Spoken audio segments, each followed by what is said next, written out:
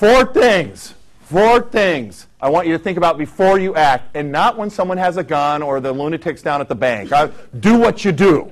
But when you have time to think, number one, I want you to identify your motive and ask yourself, why am I doing this? Someone once said, an unexamined life is no life at all. Why are you doing what you're doing? Number two, is what you're doing in accordance with departmental policy and the law? What's the law and policy? Number three, and by the way, if you're not 51, you don't know this as well as me. And if you're older than me, then you know it better. Because number three, you need to ask yourself, what are the consequences of my behavior? What could happen as a result of what I'm doing? When you're older, you envision more consequences. Now, that can be debilitating, too, because what can you do if you envision too many consequences? Not do it. Oh, my God, I might get hurt. Oh, my. People freaking wind up living in their houses and not coming out. You're right. Here's the deal. I want you to be able to balance, acceptable risk, but envision the consequences.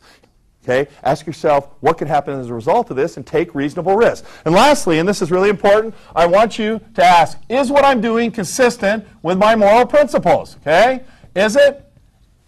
And by the way, I would never tell you what moral principles to have, but here's a good one to start with. Treat other people like you'd like to be treated. Right now, the church people are going, oh, good, that's ours. You know what? If you're on a cop retreat somewhere, or you're at a law enforcement educational training event somewhere, and you've got 7 movies from the adult channel on your hotel bill, you might want to reconsider whether you're living in accordance with the things that you live by every day. We don't need saints.